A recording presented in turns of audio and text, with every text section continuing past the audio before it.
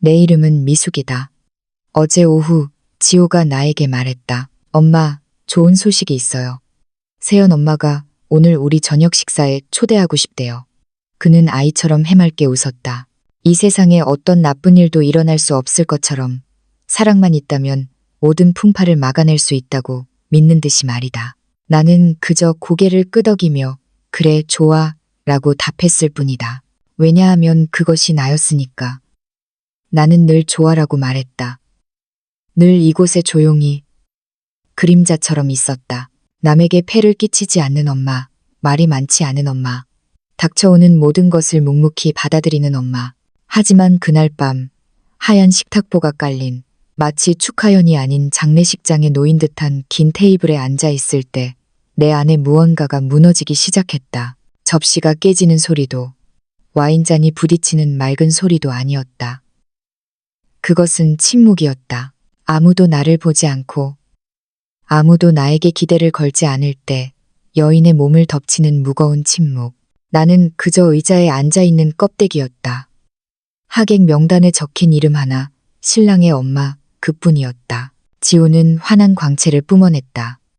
그의 눈에는 오직 사랑에 빠진 남자에게서만 볼 수 있는 빛이 번뜩였다. 아니, 어쩌면 눈이 먼 남자에게서 볼 수 있는 빛이라고 해야 할까.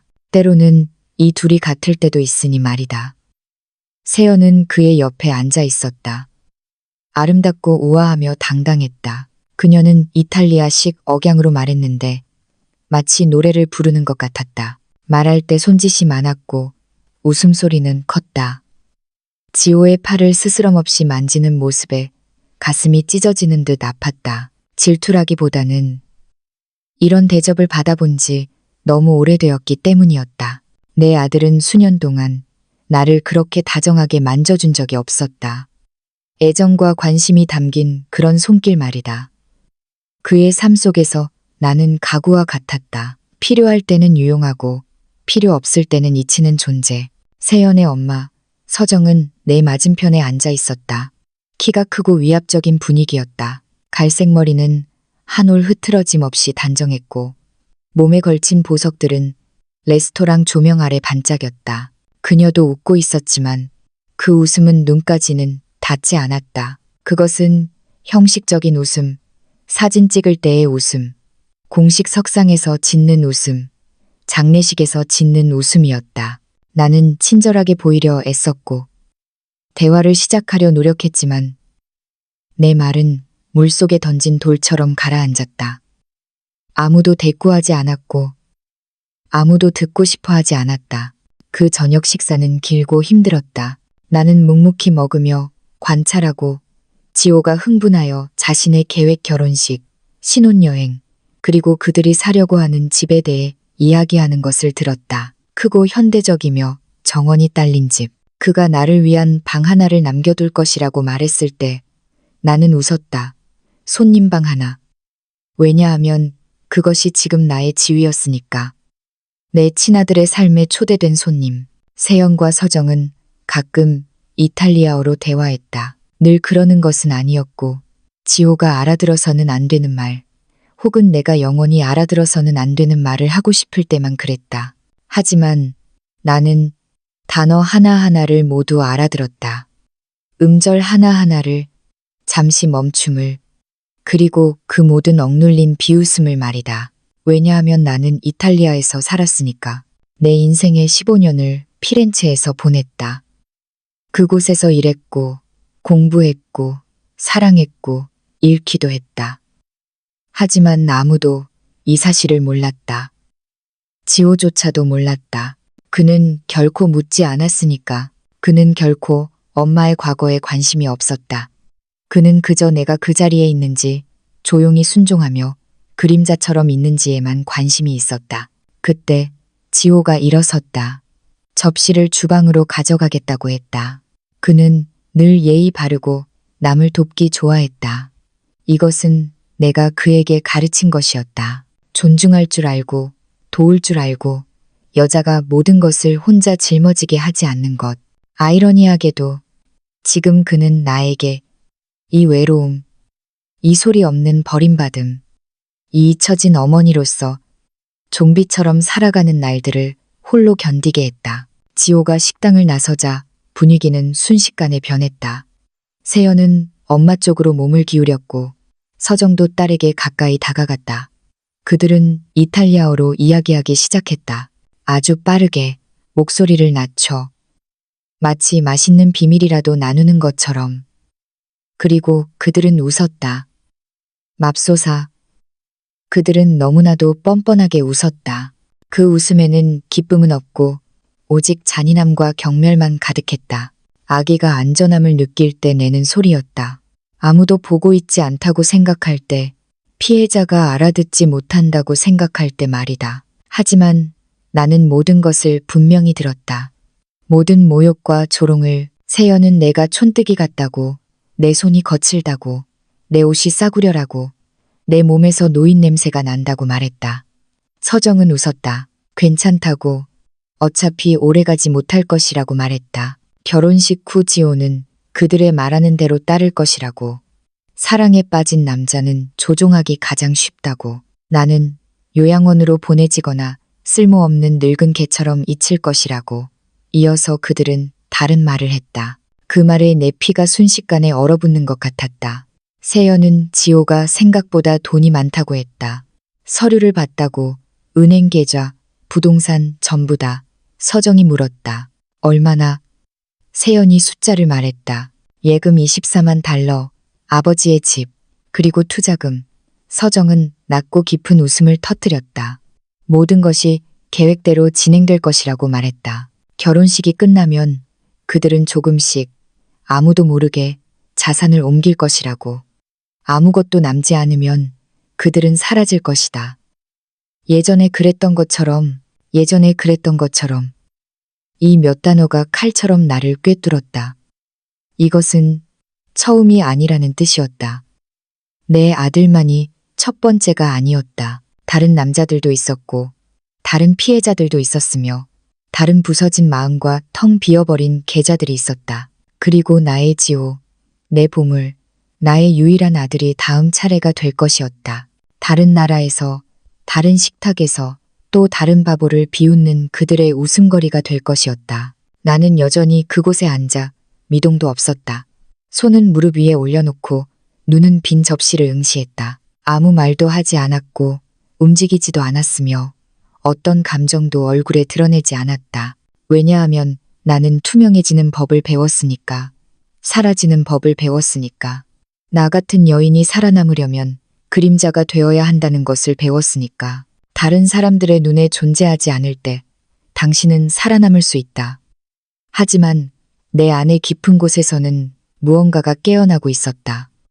어둡고 차가운 무언가, 잠자고 있던 무언가, 수십 년간의 침묵, 순종, 그리고 수용. 이 모든 것이 끝나야 했다. 왜냐하면 어머니는 그 어떤 것도 견딜 수 있지만, 그 어떤 모욕도, 그 어떤 고통도 견딜 수 있지만, 누군가 자신의 아이를 망치려 할 때 어머니는 결코 가만히 있을 수 없기 때문이다. 누군가 아들의 모든 것을 훔쳐가려 할 때, 그의 돈, 그의 미래, 그의 존엄성, 그의 인생을 훔쳐가려 할 때 어머니는 침묵할 수 없다. 지호가 주방에서 돌아왔다. 환한 얼굴로, 아무것도 모른 채, 행복이 가득한 채로. 그는 세연 옆에 앉았다. 그녀의 뺨을 만지며 이탈리아어로 달콤한 말들을 속삭였다. 사랑에 대해, 미래에 대해, 영원히 함께할 것에 대해. 그는 그녀를 천사라도 보는 듯이 바라보았다. 그리고 나는 그들을 바라보았다. 그 세 사람, 두 마리의 독사와 나의 어린 양을, 지금 모든 것을 말하고 소리 지르며 그들을 폭로하는 것이 얼마나 쉬울까 생각했다. 하지만 그렇게 하지 않았다. 때가 아니었으니까. 복수는 소리 지르는 것이 아니다. 복수는 속삭임이고 인내이며 전략이다. 진실이 번개처럼 내리쳐 모든 것을 파괴하게 할 정확한 순간을 기다리는 것이다. 세연과 서정은 나를 흘끗 보았다. 단 1초 그들의 시선이 나의 시선과 마주쳤다. 그 순간 나는 그들의 얼굴에서 무엇을 보았을까? 두려움이 아니었다. 경멸, 내가 아무것도 아니라는 확신에 찬 오만함이었다. 내가 중요하지 않다고, 알아듣지 못한다고, 그저 곧 버려질 늙은 바보일 뿐이라는 확신. 나는 그들이 그렇게 생각하게 내버려 두었다. 그들이 이겼다고, 내가 아무런 위협도 되지 않는다고, 내가 투명한 존재라고 믿게 내버려 두었다. 하지만 그들은 몰랐다. 그들은 이 침묵하는 여인이 되기 전에 내가 누구였는지 알지 못했다. 나는 이것보다 더 나쁜 일, 더 큰 상실, 더 깊은 고통을 겪었다. 그들은 내가 이탈리아어를 교실에서 배운 것이 아니라 피렌체 거리에서, 시장에서, 병원에서, 묘지에서 배웠다는 것을 몰랐다. 그들은 그들이 한 말 한마디 한마디, 그들이 드러낸 모든 계획, 그들이 나눈 모든 잔인함이 불처럼 내 기억 속에 낙인 찍혔다는 것을 몰랐다. 저녁 식사가 끝났다. 우리는 작별 인사를 했다. 서정은 내 뺨에 차갑고 공허한 키스를 했다. 세연은 짧고 형식적으로 나를 안았다. 지호는 나를 문까지 바래다 주며 오늘 저녁 식사가 좋았는지, 그의 예비 장모님이 마음에 드는지, 자신이 행복해 보이는지 물었다. 나는 모두 좋아라고 대답했다. 그렇게 말해야 했으니까.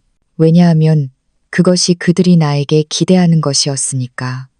문제를 일으키지 않는 엄마, 고개만 끄덕이는 엄마, 더 이상 필요 없어지면 스스로 사라질 엄마. 하지만 내가 차를 향해 걸어갈 때 칠흑 같고 별 없는 밤하늘 아래 나는 더 이상 올 때의 그 여인이 아니었다. 무언가가 변했고 무언가가 부서졌으며 또 다른 새로운 무언가가 생겨나고 있었다. 그것은 그들이 예상치 못한 것이었다. 아무도 예상치 못한 것. 왜냐하면 침묵하는 여인들은 언제나 잠들어 있는 것이 아니니까. 때로는 그저 기다리고 관찰하고 계획하는 것이다. 그들이 깨어날 때 세상은 흔들릴 것이다. 지호는 봄에 태어났다. 4월에 비 내리는 어느 날 조금 쌀쌀했다. 그때 나는 23세였다. 젊고 강했으며 다른 사람이었다. 이제는 존재하지 않는 사람, 수년간의 희생과 침묵 아래 묻혀버린 사람. 내가 처음 그를 안고 그의 따뜻한 무게를 가슴에 느끼며 순수한 새 생명의 울음소리를 들었을 때 나는 더 이상 어떤 나쁜 일도 나를 해칠 수 없을 것이라고 생각했다. 사랑만으로 충분할 것이라고 생각했다. 어머니가 되는 것이 세상에서 가장 강력한 방패라고 생각했다. 나는 완전히 잘못 생각했다. 지호가 4살 때 그의 아빠가 떠났다. 싸움도 폭력도 없었다. 그저 어느 날 아침 그가 일어나 커피를 마시고는 나를 더 이상 보지 못하는 공허한 눈으로 나를 바라보며 떠나겠다고 말했다. 다른 여자를 만났다고, 미안하다고. 하지만 그는 진심이 아니었다. 떠난 남자는 결코 감정을 느끼지 않았다. 오직 해방감만 있을 뿐 더 이상 쓸모없는 것을 버리고 얻은 자유. 그리고 나는 남겨졌다. 어린아이를 데리고 보잘것없는 일을 하며 곰팡이 냄새와 부서진 꿈들이 배어있는 아파트에서 살았다. 나는 온갖 일을 다 했다. 남의 집을 청소하고 식당에서 접시를 나르고 다른 아이들을 돌봤다. 내 아이는 홀로 집에서 기다렸다. 지호는 너무나 빨리 자랐다. 때로는 집에 돌아와 보면 그가 소파에서 잠들어 있었고 TV는 켜져 있었다. 때로는 깨어 있었고 그 큰 눈으로 나를 바라보며 말없이 물었다. 왜 나는 늘 집에 없는지, 왜 늘 늦고, 왜 늘 그렇게 피곤해 보이는지. 하지만 나는 그를 사랑했다. 하늘이 알다시피 나는 그를 사랑했다. 내가 번 단 한 푼의 돈도 그를 위한 것이었다. 매번 야근하고 매번 두 탕을 뛰고 잠 못 이루는 밤을 보냈다. 지호를 위해서였다. 그가 깨끗한 옷을 입고 배불리 먹고 학교에 다니도록 내가 모든 것을 잃어버렸을지라도, 내가 조금씩 사라져 갈지라도, 내 청춘이 아무도 보지 않는 촛불처럼 타들어 갈지라도 그가 부족함을 느끼지 않도록. 지호가 12살이 되던 해 나는 좀 더 나은 직장을 찾았다. 사무실 일이었다. 월급은 많지 않았지만 안정적이었다. 일찍 집에 돌아와 그와 함께 저녁 식사를 준비하고 숙제를 봐주고 주말에는 함께 영화를 볼 수 있었다. 아름다운 몇 년, 평화로운 몇 년이었다. 지호는 성실하고 효심 깊은 좋은 아이였다. 가끔 아빠에 대해 물으면 아빠는 아주 먼 곳에 있고 자신의 삶을 살고 있다고, 우리를 떠난 건 그가 행복하지 않았기 때문이라고 말했다. 지호는 납득하는 듯했고 더 이상 묻지 않았다. 어떤 침묵은 깨지 않는 편이 낫다는 것을 일찍이 배웠다. 몇 년이 흘렀다. 지호는 학업을 마치고 대학에 들어가 경영학을 전공했다. 대기업에 취직하여 돈을 벌기 시작했고 나보다 훨씬 더 잘 벌었다. 그는 차를 사고 더 큰 아파트로 이사했다. 주말에는 나를 저녁 식사에 초대했고 가끔 평일에도 전화해서 잘 지내는지, 필요한 것은 없는지 물었다. 나는 늘 아니요, 괜찮아요, 걱정 마세요 라고 대답했다. 왜냐하면 그것이 엄마가 하는 일이니까. 자식들을 자신의 필요로부터 보호하기 위해서. 그리고 그가 세연을 만났다. 2년 전 마이애미 출장 중에 그가 묵던 호텔에서 일했다고 했다. 이벤트 플래너라고, 이탈리아 사람이라고, 4가지 언어를 할 줄 안다고, 아름답고 똑똑하다고, 그처럼 완벽한 사람은 처음 만나봤다고. 나는 듣고 미소 지으며 그를 위해 기쁘다고 말했다. 하지만 가슴이 덜컥했고 직감적으로 좋지 않은 일이라는 것을 알았다. 좋은 결과가 없을 것이라고. 내가 세연을 처음 만난 것은 3달 후였다. 지호가 그녀를 데리고 저녁 식사에 왔다. 세연은 마치 자신에게 어울리지 않는 곳에 들어선 것처럼 내 집으로 들어섰고 까다로운 눈빛으로 주위를 둘러보았다. 내가 인사했을 때 그녀는 내 손을 가볍게 스치듯 잡고 웃었지만 그것은 차가운 웃음이었다. 형식적인 웃음. 지호는 아무것도 눈치채지 못했다. 그는 그녀를 바라보느라 너무 바빴고 완벽한 여인을 찾았다고 믿는 남자의 맹목적인 사랑에 너무나 깊이 빠져 있었다. 저녁 식사 내내 세연은 나에게 거의 말을 걸지 않았다. 대답은 짧았고 계속 휴대폰을 보았다. 지호에게는 영어로 말했고 가끔은 이탈리아어로 속삭이며 말로 유혹했다. 그는 완전히 녹아내렸다. 나는 그를 관찰했다. 그의 안에서 진심, 진실된 무언가, 내 아들의 눈에 비친 그 빛에 어울릴 만한 무언가를 찾으려 했다. 하지만 아무것도 찾지 못했다. 오직 계산적인 여자, 무엇을 말하고 무엇을 하고 어떻게 행동해야 사람을 사로잡을 수 있는지 아는 여자만 보였다. 그들이 떠날 때 지호는 나를 안고 자신이 세연에게 푹 빠졌다고 말했다. 그녀가 운명의 상대라고, 드디어 특별한 사람을 찾았다고. 나는 그에게 그녀가 아름답다고, 그가 행복해 보여서 기쁘다고 말했다. 나는 거짓말을 했다. 왜냐하면 엄마는 진실이 상처를 줄 것이라는 것을 알 때 그렇게 하니까. 아이가 아직 진실을 들을 준비가 되지 않았을 때, 어차피 그들이 믿지 않을 때 말이다. 다음 몇 달은 이상했다. 지호가 나를 찾아오는 횟수가 줄었고 전화 통화는 더 짧아졌으며 간격은 길어졌다. 그는 늘 세연과의 약속이 있었고 늘 바빴다. 내가 근황을 물으면 그는 오직 세연에 대해서만 이야기했다. 그녀가 얼마나 멋진지, 그들이 얼마나 잘 지내는지, 어디를 다녀왔는지, 얼마나 완벽한 삶을 만들어가고 있는지. 나는 듣고 고개를 끄덕이며 대체되는 고통을 삼키고 친아들의 삶에서 조연이 된 쓰라림을 삼켰다. 그리고 어느 날 지호가 우리 집에 찾아와 소식을 전했다. 그는 매우 긴장하고 흥분해 있었다. 중요한 한 걸음을 내디디려는 남자의 에너지로 가득했다. 그는 나를 소파에 앉히고 내 손을 잡고는 세연에게 청혼했고 그녀가 승낙했다고 말했다. 6개월 후에 결혼할 것이라고 가장 먼저 나에게 알리고 싶었다고 했다. 나는 그를 안고 축하하며 그를 위해 기쁘다고 말했다. 내 일부는 정말 기뻤다. 그는 내 아들이었고 나는 그를 사랑했으니까, 그가 행복하기를 바랐으니까. 하지만 내 다른 부분, 어둡고 깊은 부분은 두려움을 느꼈다. 뭔가 잘못되었다고 생각했다.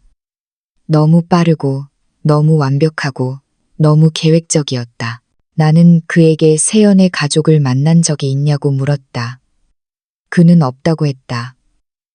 그들은 이탈리아에 살고 결혼식에 참석할 것이라고. 세연은 일 때문에 늘 여기저기 다녀서 가족과 교류가 많지 않다고 했다. 하지만 그녀의 엄마 서정은 다음 주에 와서 한 달 동안 결혼 준비를 도울 것이고 나를 만나고 싶어 한다고 했다. 그렇게 서정이 왔다. 화려하고 우아했으며 돈이 유일하게 중요한 것이라고. 여기는 사람 특유의 우월감을 풍겼다. 그녀는 차갑게 인사했다. 나를 가구처럼 남겨둘지 버릴지 결정하려는 듯한 눈빛으로 평가했다. 나는 친절하게 대하려 했고 대화를 시도하며 관계를 맺으려 했지만 그녀는 관심이 없었다. 그에게 나는 보이지 않는 존재, 하찮은 존재, 신랑의 가난한 엄마로 예의상 참아줘야 하는 사람, 그뿐이었다. 결혼식 준비 기간 몇 달은 소리 없는 지옥이었다. 나는 아무것도 참여하지 못했다. 세영과 서정이 모든 것을 결정했다. 장소, 장식, 메뉴, 음악, 지호는 가끔 내 의견을 물었지만 그것은 형식적인 일이었다. 모든 것은 이미 결정되어 있었다. 나는 그저 명단에 있는 한 명의 사람일 뿐이었다. 신랑의 엄마, 어떤 테이블에 앉아 그들이 적당하다고 생각하는 옷을 입고 조용히 그림자처럼 있어도 그만 없어도 그만인 존재로. 하지만 나는 관찰했다. 세연이 지호를 어떻게 조종하고 어떻게 나로부터 멀어지게 하는지 보았다. 내가 전화할 때마다 그는 늘 바쁘다고 하며 오래 통화하지 못하는 이유를 댔다. 내가 무엇인가를 제안할 때마다 그녀는 늘 더 좋은 아이디어를 내놓았다. 내 아들은 조금씩 낯선 사람이 되어갔다. 내가 알지 못하는 사람, 더 이상 나를 필요로 하지 않는 사람으로. 그리고 그 저녁 식사가 있었다. 결혼식 전날 밤에 빌어먹을 저녁 식사. 모든 것을 바꾼 저녁 식사. 그곳에서 나는 더 이상 투명하고 조용한 엄마가 아니었다. 그곳에서 나는 내 아들이 단순히 소원해진 것이 아니라 파괴되고 도둑맞고 텅 비어지고 있다는 것을 발견했다. 그리고 나는 이 모든 것을 볼 수 있는 유일한 사람. 그를 구할 수 있는 유일한 사람. 세영과 서정이 정교하게 짜인 사악한 계획 속의 단어 하나하나를 알아들을 수 있는 유일한 사람이었다. 그날 밤 집에 돌아와 나는 잠을 이루지 못했다. 어둠 속에 앉아 들었던 모든 단어, 모든 웃음소리, 계획의 모든 세부 사항을 되짚었다. 나는 더 이상 침묵할 수 없었다. 이번만큼은 안 된다. 아들이 모든 것을 잃을 위기에 처했을 때, 이 모든 것을 막을 힘이 나에게 있을 때 말이다. 왜냐하면 나는 단순히 잊혀진 엄마가 아니었으니까. 나는 살아남은 여자였다. 싸워온 여자였다. 나는 침묵이 약함이 아니라 전략이라는 것을 배웠다. 이제는 깨어날 시간이었다. 그날 밤 나는 잠을 자지 못했다. 다음 날도 그 다음 날 밤도 잠들지 못했다. 눈을 감을 때마다 그들의 목소리가 들렸다. 달콤하지만 독이 있는 목소리. 이탈리아어로 이야기하며 계획을 세우고 계산하고 내 아들을 비웃는 목소리. 마치 그가 게임이라도 되는 것처럼. 한 사람의 인생을 망치는 것이 그들에게는 또 다른 일상일 뿐인 것처럼. 내 지호는 그들의 희생자 명단에 있는 숫자 하나일 뿐이었다. 새벽 3시. 아파트는 죽은 듯이 고요했다. 홀로 사는 사람만이 아는 그런 고요함. 홀로 잠들고 홀로 울었다. 나는 주방으로 들어가 커피를 끓였다. 지호가 어린 시절 수없이 숙제를 했던 그 테이블에 앉았다. 우리가 함께 일요일 아침 식사를 했던 곳. 나는 그곳에서 이제 거짓과 결혼하려는 남자가 자라는 것을 지켜보았다. 나는 낡은 수첩 하나를 꺼냈다. 몇 년 동안 가지고 있었지만 무엇에 써야 할지 몰랐던 수첩. 그리고 내가 레스토랑에서 들었던 모든 단어, 모든 문장을 적기 시작했다. 먼저 이탈리아어로 쓰고 다시 한국어로 번역했다. 그것을 보고, 읽고 이것이 악몽이 아님을 확인해야 했다. 내가 들었다고 생각했던 말들을 정말로 들었음을 확인해야 했다. 세연은 지호가 24만 달러를 저축했다고 말했다. 자신이 서류, 계좌 명세서 모든 것을 봤다고 서정이 확실하냐고 물었고 세연은 확실하다고 대답했다. 그들이 집을 살 때 그가 모든 것을 자신에게 보여줬다고, 그가 자신을 완전히 믿는다고, 다른 남자들처럼 사랑에 눈먼 바보라고, 늘 그랬듯이, 매번 그랬듯이. 서정은 웃었다. 그 웃음은 어둠 속에서 나를 쫓아다녔다. 그녀는 계획은 변함없다고 말했다. 결혼 후 석 달은 충분히 긴 시간이라 그가 의심하지 않을 것이라고. 그리고 조금씩 자금을 옮기기 시작할 것이라고. 여기 5천 달러, 저기 1만 달러, 늘 핑계는 있을 것이다. 이탈리아 가족일, 투자 사업, 남아프리카에서의 계약 기회, 사랑에 빠진 남자는 늘 좋다고 말하고, 늘 믿고 모든 것을 내어준다.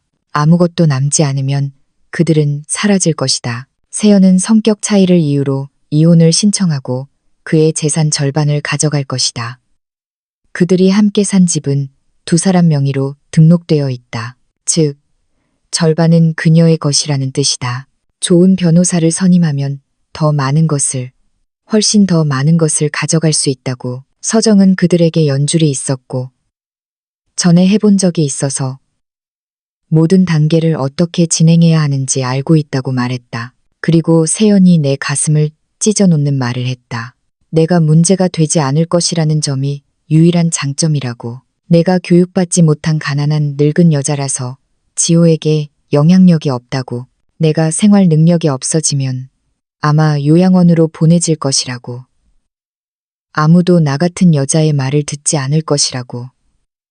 서정도 동의했다. 나 같은 엄마는 무시당하기 쉽다고. 아들은 늘 엄마가 아닌 아내를 선택하지 않는가? 늘 그랬듯이. 나는 그 노트를 몇 번이고 다시 읽었다. 단어 하나하나가 비수 같았다. 그들이 내 아들을 강탈하려는 것 때문만이 아니라 그들이 한 말 중 일부가 맞았기 때문이었다. 지호는 나를 선택했다. 고의는 아니었고 악의도 아니었지만 그는 분명 나를 버렸다. 나는 그의 삶 속에서 유령이 되었다. 그리고 이제 이 유령이 그를 구할 수 있는 유일한 사람이었다. 다음 날 나는 지호에게 전화했다. 보통 일요일에는 함께 점심을 먹지만 몇 주 동안 그렇게 하지 못했다. 전화가 4번 울린 후에야 그가 전화를 받았다. 건성으로 바쁘다는 듯이. 나는 그를 만날 수 있느냐고 물었다. 그는 세연과 신혼여행에 필요한 물건을 사느라 바쁘다고 했다. 결혼식이 닷새 남았다고, 나는 이해한다고, 그저 한번 보고 싶을 뿐이라고 말했다. 우리가 단둘이 이야기한 지 너무 오래되었다고. 잠시 침묵이 흘렀다. 길고 어색한 침묵. 그리고 그는 오후에 보자고 다시 전화하겠다고 말했다. 나는 전화를 끊었다. 그는 전화하지 않았다. 그날 밤 나는 그에게 문자를 보냈고 다음 날에야 답장이 왔다. 너무 지쳐서 미안하다고, 결혼식에서 보자고, 준비하느라 정신이 없다고. 나는 문자를 읽으며 내가 그를 이미 잃었다는 것을 알았다. 세연이 그를 완전히 장악했다. 나는 그저 거리를 두어야 할 귀찮은 존재일 뿐. 하지만 나는 포기할 수 없었다. 이런 일이 일어나도록 내버려 둘 수 없었다. 그래서 나는 한 번도 해본 적 없는 일을 했다. 생각만 해도 창피한 일이었다. 나는 은행으로 갔다. 지호가 계좌를 개설한 그 은행, 성공할 것이라고 생각하지 않았다. 그의 정보를 조회할 권한도 없었고 법적 권리도 없었다. 하지만 나는 그곳에서 30년 동안 일한 베테랑 직원 영진을 알았다. 그가 사무실에 출근하기 전 몇 년간 그의 집을 청소해줬다. 우리는 친구 혹은 그와 비슷한 관계였다. 나는 카운터에서 그를 찾았다. 그는 나를 보고 깜짝 놀랐다. 우리가 못 본 지 오래되었으니까. 나는 그에게 도움이 필요하다고 말했다. 규정에 어긋나는 일이지만 그가 거절해도 이해한다고. 하지만 내 아들을 위한 일이라고. 그가 위험에 처했다고. 영진은 너무 많은 것을 본 듯한 지친 눈빛으로 나를 바라보며 무엇이 필요하냐고 물었다. 나는 지호의 계좌에 얼마나 많은 돈이 있는지 그저 확인하고 싶을 뿐이라고 말했다. 어떤 조치도 취하고 싶지 않았다. 그저 알고 싶을 뿐이었다. 영지는 망설였다. 주위를 둘러보더니 한숨을 쉬었다. 나에게 기다리라고 하고는 컴퓨터 앞으로 가서 몇 자를 두드렸다. 미간을 찌푸리더니 종이에 무언가를 적어 몰래 나에게 건넸다. 숫자는 내가 생각했던 것보다 훨씬 나빴다. 지호에게는 24만 달러가 있었다. 20만 달러가 아니라 24만 달러였다. 수년간의 노력과 저축, 희생, 그 모든 것이 그곳에 있었다. 그를 감정 있는 현금인 출기로 여기는 두 여자에게 훔쳐질 준비를 하고 있었다. 영진이 괜찮냐고 물었다. 나는 고개를 끄덕이며 그에게 고맙다고 말했다. 은행을 나설 때 다리가 후들거렸다. 그날 오후 나는 인터넷에서 몇 시간 동안 결혼 사기에 대한 정보를 찾아 읽었다. 돈을 위해 남자와 결혼하는 여자들. 국제 사기단 운영 방식과 수법은 모두 같았다. 미녀, 외국인, 완벽한 배경 이야기, 소원해진 가족, 절대적인 신뢰, 그리고 사라짐, 이혼, 파멸. 나는 포럼을 찾았다. 모든 것을 잃은 남자들이 어떻게 자신들의 모든 것을 잃었는지 이야기하는 글들, 저축, 집, 존엄성. 어떤 이들은 다시 일어서지 못했고, 어떤 이들은 파산 신청을 했다.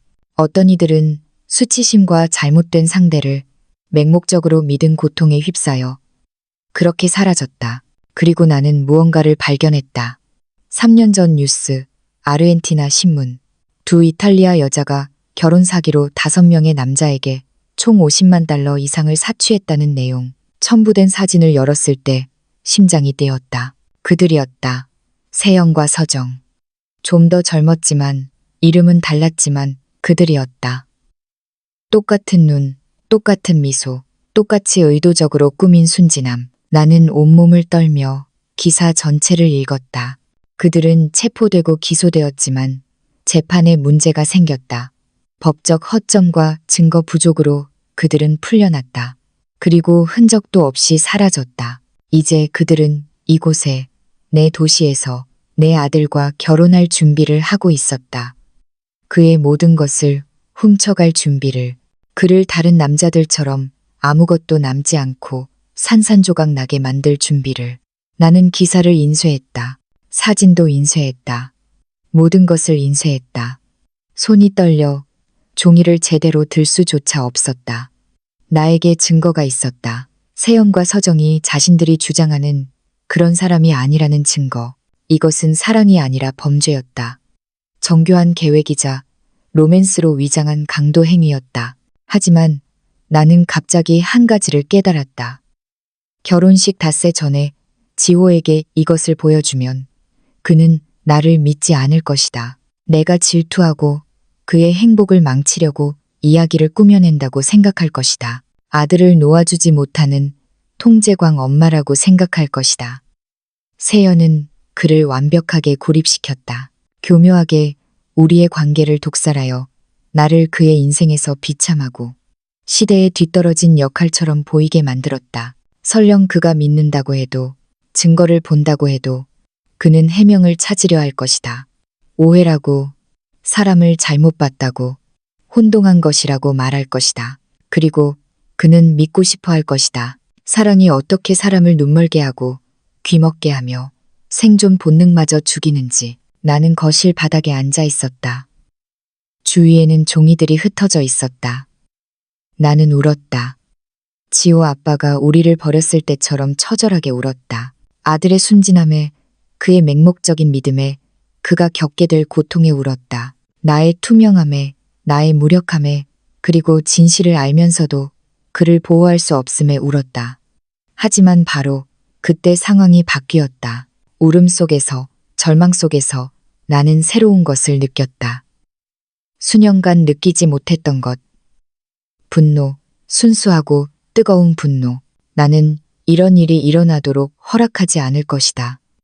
내 아들이 망가지는 것을 가만히 보고만 있지 않을 것이다. 그들이 생각하는 나약하고 보이지 않는 엄마가 되지 않을 것이다. 만약 지호가 지금 내 말을 듣지 않는다면 나는 기다릴 것이다. 나는 더 똑똑해지고 더 인내심을 가져야 했다. 결혼식을 진행시켜 그들이 안전하다고 승리했다고 느끼게 해야 했다. 그리고 그들이 가장 예상치 못한 순간, 그들이 모든 것을 얻었다고 생각하는 바로 그때, 나는 반격할 것이다. 진실로, 증거로. 아들 외에는 아무것도 가진 것이 없는 한 어머니의 모든 힘을 다해. 왜냐하면 그들은 치명적인 실수를 저질렀으니까. 그들은 내가 보이지 않는다고, 알아듣지 못한다고, 중요하지 않다고 생각했다. 하지만 나는 모든 것을 들었고 모든 것을 알고 있었다.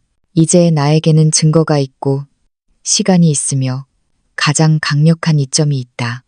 그들은 내가 알고 있다는 것을 모른다. 다음 날 나는 미영에게 전화했다.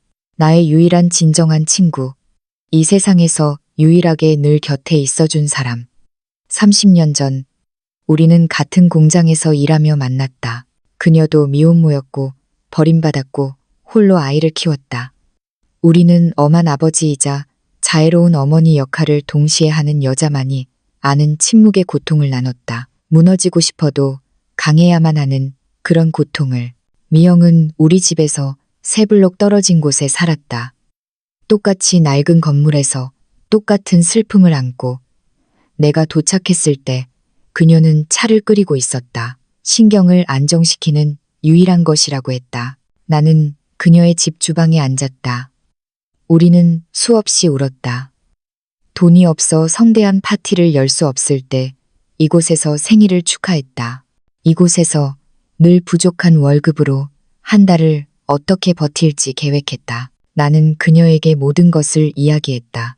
모든 세부사항을 저녁 식사부터 이탈리아어로 들었던 대화, 신문 기사부터 지호의 은행 계좌에 있는 24만 달러까지. 미영은 조용히 들었다. 끊지 않고 판단하지 않고. 진정한 고통을 아는 사람만이 가질 수 있는 인내심으로 들었다. 말로 다 할 수 없는 고통. 오직 침묵 속에서만 나눌 수 있는 고통을. 내가 말을 마쳤을 때 그녀는 컵을 내려놓고 지쳐 있었지만 단호한 눈빛으로 나를 바라보며 어떻게 할 생각이냐고 물었다. 나는 모른다고 말했다. 증거가 있고 진실을 알지만 지호는 내 말을 듣지 않을 것이라고.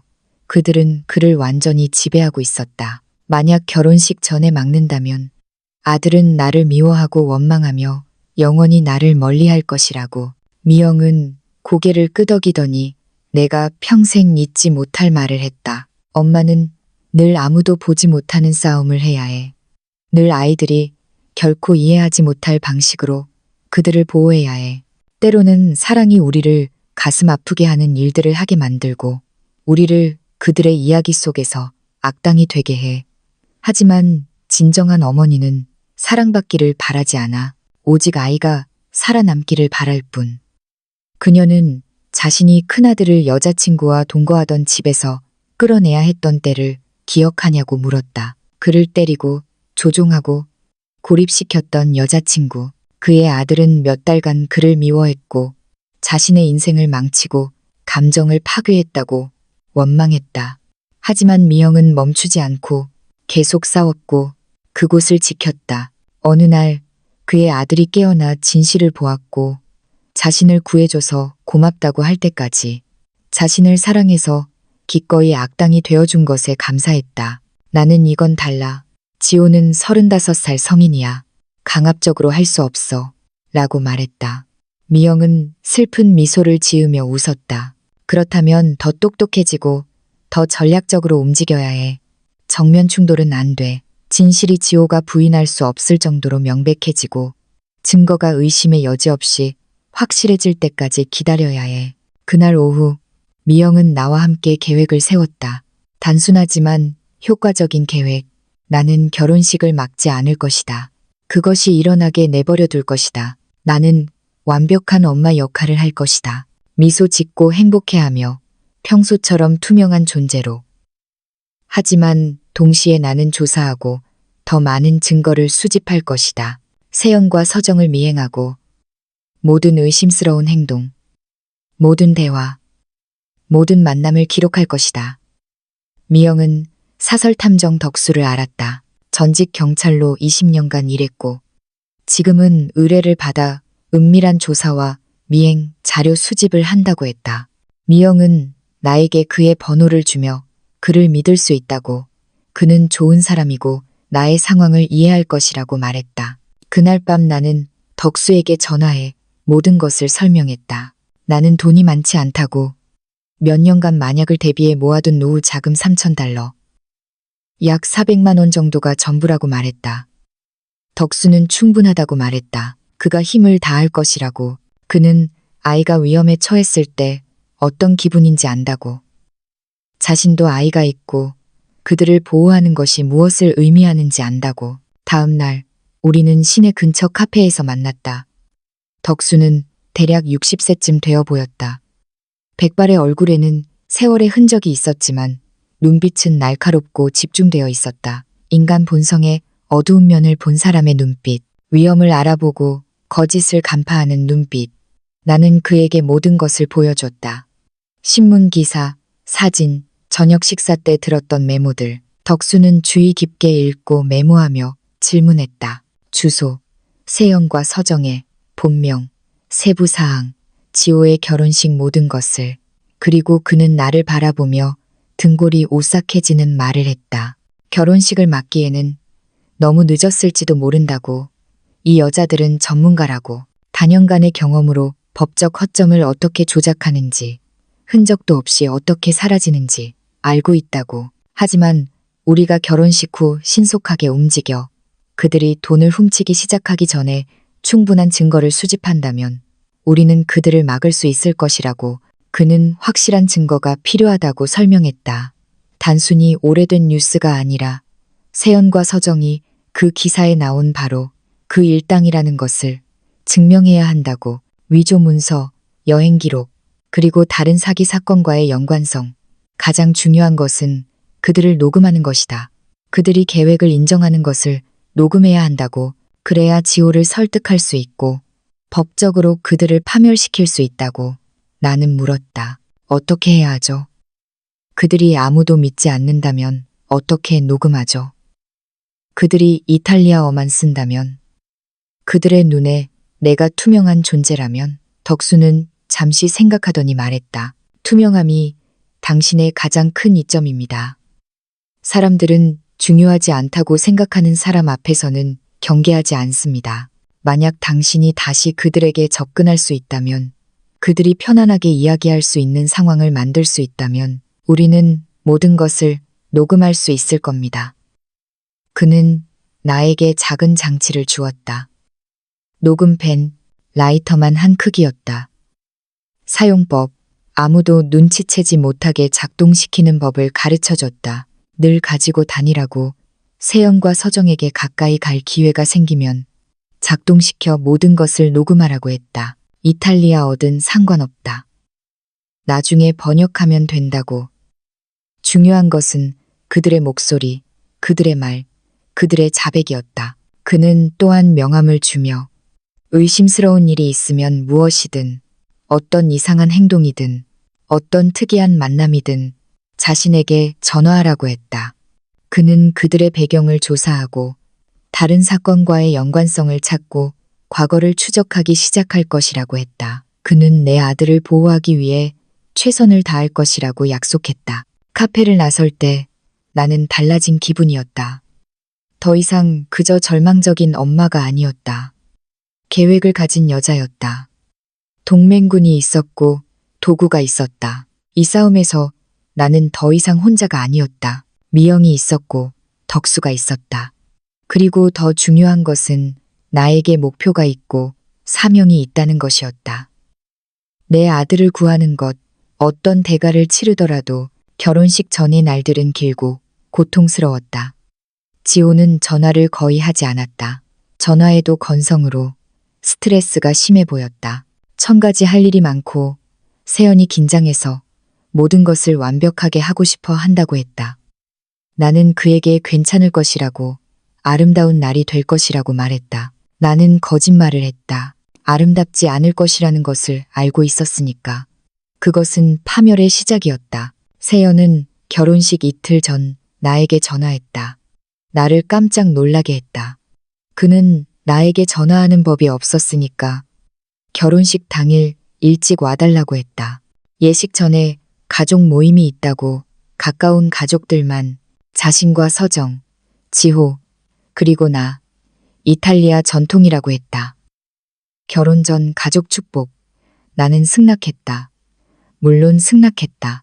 왜냐하면 이것이 기회가 될 수 있다는 것을 알았으니까. 나는 덕수에게 말했다. 그는 이 모임이 너무 완벽하다고 했다. 들어가자마자 녹음 버튼을 누르라고, 아무리 길어도 모든 것을 녹음하라고. 그들은 내가 알아듣지 못한다고 생각하고 이탈리아어로 마음껏 이야기할 가능성이 높다고. 그것이 우리의 황금 같은 기회라고. 결혼식 전날 밤 나는 잠을 이루지 못했다. 천장을 응시하며 잘못될 수 있는 모든 일을 생각했다. 만약 실패한다면, 만약 그들을 막지 못한다면 나는 지호를 영원히 잃을 것이다. 그의 돈뿐만 아니라, 그의 미래뿐만 아니라 그를 잃을 것이다. 내 삶에 의미를 준 유일한 사람. 하지만 또 다른 생각도 했다. 만약 내가 아무것도 하지 않는다면, 만약 침묵하고 싸우지도 않고 항복한다면 지호는 모든 것을 잃을 것이다. 돈, 신뢰, 사랑할 능력. 또 다른 부서진 남자가 될 것이다. 또 다른 희생자가, 인터넷에 떠도는 또 다른 슬픈 이야기. 그리고 나는 이 죄책감을 짊어져야 할 것이다. 그를 구할 수 있었는데 구하지 못했다는 것을 알면서. 그래서 나는 결정을 내렸다. 모든 것을 바꿀 결정. 지호가 나를 미워하든 용서하든, 내가 그의 이야기 속에서 악당이 되든 말든 나는 그를 구할 것이다. 왜냐하면 이것이 엄마가 하는 일이니까. 박수도 감사도 바라지 않고 오직 아이가 살아남기를 바랄 뿐. 심지어 자신을 희생하고 사라지고 그 과정에서 조금씩 죽어가는 것을 의미할지라도. 날이 밝자마자 일어났다. 조심스럽게 옷을 입었다. 단순한 원피스, 회색, 눈에 띄지 않는, 남의 이목을 끌고 싶지 않은 엄마들이 입는 옷. 녹음펜을 가방에 넣었다. 3번 확인하여 제대로 작동하는지 확인했다.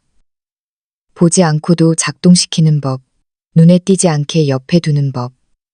녹음할 때 투명한 존재로 남는 법을 연습했다. 나가기 전 거울을 봤다. 내가 알지 못하는 여인이 보였다. 61세, 더 늙어 보였고 지쳐 있었지만 눈에는 새로운 것이 있었다. 예전에는 없었던 것, 결심, 힘, 그리고 불꽃. 왜냐하면 침묵하는 여인들은 언제나 잠들어 있는 것이 아니니까. 때로는 그저 깨어날 순간을 기다리는 것이다. 그 순간이 온 것이다. 결혼식 당일 아침. 잿빛의 두꺼운 구름이 하늘을 뒤덮었다. 마치 우주가 나쁜 일이 일어날 것을 아는 것처럼. 나는 택시를 타고 예식이 열릴 호텔로 향했다. 고급스러웠다. 나에게는 너무나 고급스러웠고 너무 비쌌으며 너무 완벽했다. 부자들이 결혼하는 곳, 혹은 돈을 훔칠 계획을 세운 자들이 결혼하는 곳. 나는 약속 시간보다 30분 일찍 도착했다. 손이 떨렸다. 오는 길에 녹음펜을 5번이나 확인했다. 작동 중이었다. 가방 속에 숨긴 채 세연과 서정이 저지를 모든 실수, 모든 자백, 모든 단어를 포착할 준비를 했다. 프런트 데스크 직원이 3층 312호 신부 스위트룸으로 가라고 했다. 세연과 서정이 그곳에서 준비하고 있었다. 소위 가족 축복이라는 곳, 그것 역시 거짓된 이탈리아 전통, 거칠애를 위한 또 다른 연극일 뿐이었다. 문을 두드리자 서정이 문을 열었다. 크림색 실크 잠옷을 입고 있었고 머리는 완벽하게 손질되어 있었다. 예식까지 몇 시간이나 남았는데도 그녀는 늘 그랬듯이 나를 위아래로 훑어보았다. 숨김없는 경멸의 눈빛으로 들어오라고 했다. 웃지도 제대로 인사하지도 않고 고개만 끄덕였다. 마치 싫어하는 사람을 어쩔 수 없이 들여보내는 것처럼. 세연은 큰 거울 앞에 앉아 있었고 메이크업 아티스트가 그녀의 얼굴을 손질하고 있었다. 거울을 통해 나를 보더니 손을 들어 최소한의 인사를 건넸다. 차갑게 이탈리아어로 계속 전화 통화를 했다. 꽃에 대해, 장식에 대해. 목소리는 달콤했고 행복해 보였다. 신부의 목소리, 노련한 여배우의 목소리. 나는 지호가 어디 있냐고 물었다. 서정은 다른 방에서 준비 중이라고 했다. 예식 때나 볼 수 있을 것이라고. 이 모임은 여자들만 모여 중요한 날 전에 친밀한 시간을 나누는 것이라고. 나는 고개를 끄덕이고 창가 소파에 앉았다. 몰래 가방에서 녹음펜을 꺼내 무릎 위에 놓고 숄로 덮었다. 녹음 버튼을 눌렀다. 메이크업 아티스트가 끝나고 떠났다. 세연은 일어서서 거울 앞에서 빙글 돌며 미소 지었다. 그녀는 아름다웠다. 인정해야 했다. 그녀는 아름다운 여자였다. 사람을 속이고 유혹하는 아름다움. 남자가 이성을 잃게 만드는 아름다움. 내 아들이 한마디 질문도 없이 자신의 인생 전체를 내어주게 만든 아름다움. 서정이 샴페인 3잔을 따랐다. 한 잔을 나에게 건넸다. 마시고 싶지 않았지만 정신이 흐려지는 것을 원치 않았다. 나는 매 순간을 녹음하기 위해 정신을 맑게 유지하고 경계해야 했다. 하지만 거절하면 이상해 보일 것이고 주의를 끌 것이다. 그래서 나는 술잔을 들고 입술만 살짝 적셨다. 세연이 잔을 들고 이탈리아어로 건배했다. 가족에게, 사랑에게, 미래에게. 아름다운 말들, 공허한 말들. 서정이 그녀에게 잔을 부딪혔고 나도 잔을 부딪혔다. 몇 단어만 알아듣는 척. 그저 또 다른 감격한 하객, 또 다른 행복한 엄마, 또 다른 아무것도 모르는 바보인 척했다. 그리고 서정이 문을 잠갔다. 문이 잠기는 소리에 심장이 가속했지만 나는 침착함을 유지했다. 얼굴은 평온했고 아무런 표정도 없었다. 아무것도 모르는 여인, 아무것도 보지 못한 여인, 중요하지 않은 여인의 모습으로 세연과 서정이 내 맞은편 소파에 앉아 이야기하기 시작했다. 이탈리아어로 빠르게, 자신감 있게, 나를 그저 가구처럼, 귀 없는 물건처럼, 머리 없는 존재처럼, 중요하지 않다고 생각하는 듯이. 바로 그때 모든 것이 변했다. 그들은 계획보다 더 많은 것을 드러내기 시작했다. 서정이 지호가 집 문서에 서명했는지 물었다. 세연은 서명했다고, 둘의 명의로 되어 있고 각자 절반씩이라고 말했다. 집은 30만 달러 가치이고 이혼할 때 그녀가 절반인 15만 달러를 가져갈 것이라고. 계좌에 있는 24만 달러를 합하면 총 40만 달러라고. 서정이 웃었다. 지금까지 한 일 중에 가장 잘된 건이라고 말했다. 세연은 지호가 완벽하다고 했다. 순진하고 사랑에 눈멀었고 조종하기 쉽고 결코 의심하지 않으며 자신이 하는 말 한마디 한마디를 믿는다고. 남자는 진정한 사랑을 찾았다고 생각할 때 그렇게 어리석어진다. 정말 비참하다고. 서정이 동의했다. 남자들은 다 똑같다고. 자존심이 약점이고 미녀에게 선택받으면 자신이 특별하다고 생각하며 결코 이유를 묻지 않는다고. 그리고 그들은 나에 대해 이야기했다. 세연은 내가 유일한 문제지만 큰 문제는 아니라고 말했다. 나는 영향력이 없다.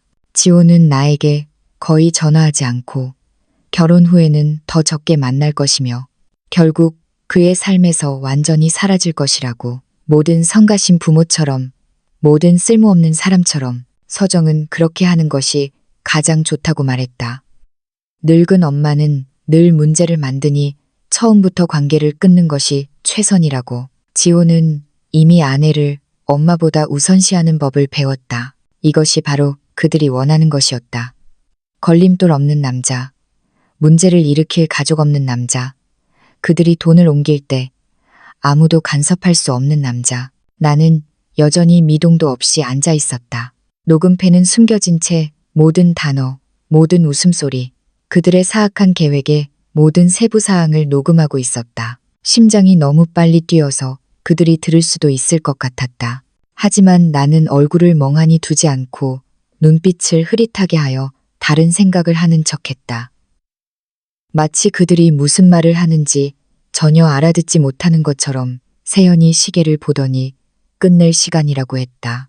예식은 2시간 후에 시작하니 계속 준비해야 한다고. 서정이 고개를 끄덕이며 일어섰다. 나도 일어섰다. 세연이 나에게 웃었다. 가짜의 완벽한 미소, 한국어로 나에게 고맙다고, 내가 있어서 의미가 크다고, 지호에게는 이것이 매우 중요하다고 말했다. 거짓말이었다. 전부 거짓말. 하지만 나는 웃으며 이곳에 있어서 기쁘다고, 아름다운 날이라고 말했다. 나는 방을 나왔다. 다리가 떨렸다. 가방 속 녹음펜이 뜨겁게 느껴졌다. 내가 원하는 모든 것을 얻었다는 확신. 그들의 목소리, 완벽한 계획, 자백. 이제 남은 것은 언제 사용할지, 언제 이 모든 것을 파괴할 폭탄을 터뜨릴지 결정하는 것뿐이었다. 나는 호텔 로비로 내려왔다. 가방 속 녹음펜은 방사능 비밀처럼 뜨거웠다. 손이 떨렸다. 나가서 숨을 쉬고 생각해야 했다. 하지만 갈 수 없었다. 예식이 2시간도 채 남지 않았다. 그곳에 있어야 했다.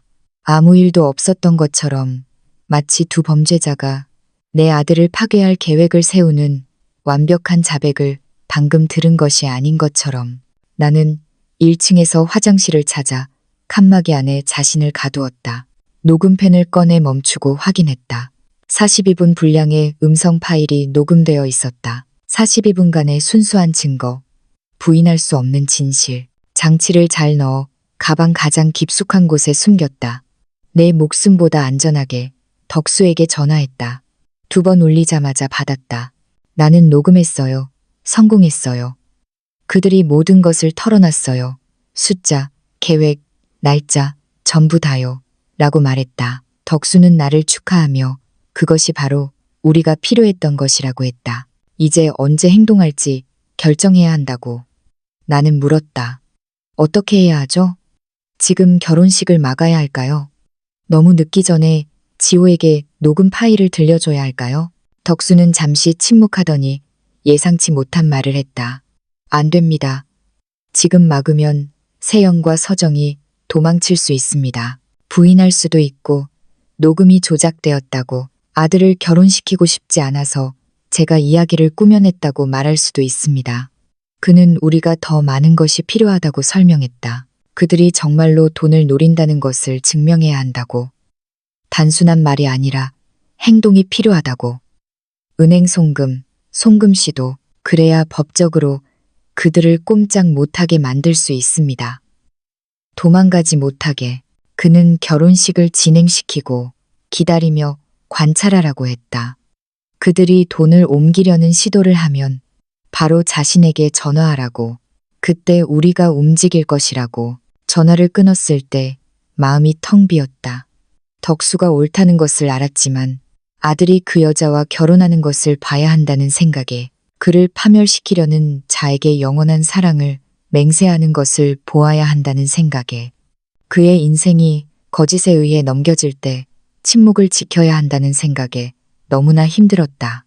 슬로우 모션으로 차가 사고 나는 것을 보는 것 같았고, 누군가 죽을 것을 알면서도 소리치거나 경고하거나 막을 수 없는 것과 같았다. 화장실을 나와 위층 예식장으로 올라갔다. 사람들이 속속 도착하고 있었다. 하객들은 우아하게 품위 있게 차려입고 아무것도 모른 채 웃고 있었다. 배경음악은 부드러웠고 흰꽃 장식이 곳곳에 있었다. 모든 것이 완벽했고 모든 것이 아름다웠다. 모든 것이 거짓이었다.